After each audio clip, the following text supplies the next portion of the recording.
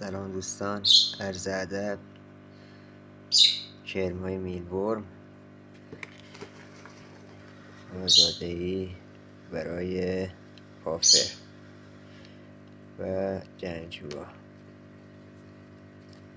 و سیچرت های کربنسیس عالی میخورن.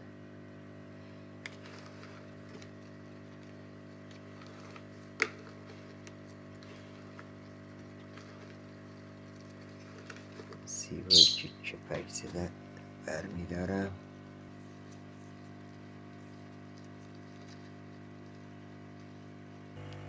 یه خواهشی از دوستان دارم در خصوص میگوی شریمپ که چرا تخم نمیزنن. یه راهنمایی حالا تو کامنت ها اگر به من بدید من ممنون میشم. مار آب، مار غذای، الان نزدیک 1 ماه داخل این آکواریومن، ولی ماده ها زیر شکماشون تخم نیاوردن. ممنون میشم اگر راهنمایی کنید در این خصوص.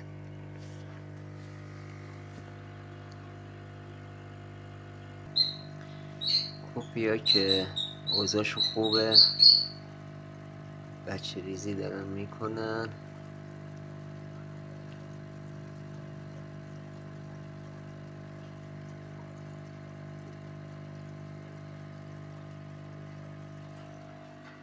محیطشون رو بزرگ کردن داخل یک یخدان بزرگ.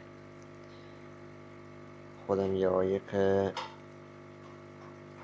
ضد آبی زدم دورش، یه رنگی هم روش و کوپیا رو ریختم تو. خدا رو شکر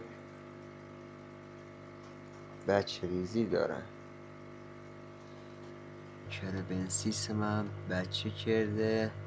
این ماده ازشون مراقبت میکنه. الان تا چند روز دیگه ویدیوشو میذارم. بچه های انتهای همین لونن. روزم اینا معلوم میشن. فیلم میتونید ببینید یا نه. میبینی انتهای بچه ها رو. بذار یه خور ویدیو رو زوم کنم.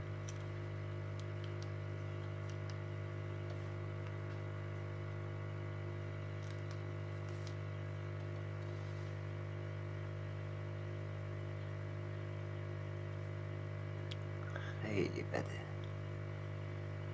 ویدیو، خیلی بده. عذرخواهی میکنم.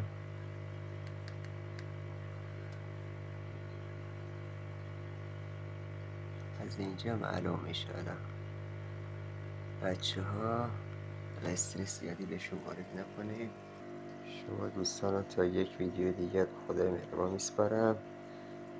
سابسکرایب یادتون نره، لایک هم یادتون نره و کامنت.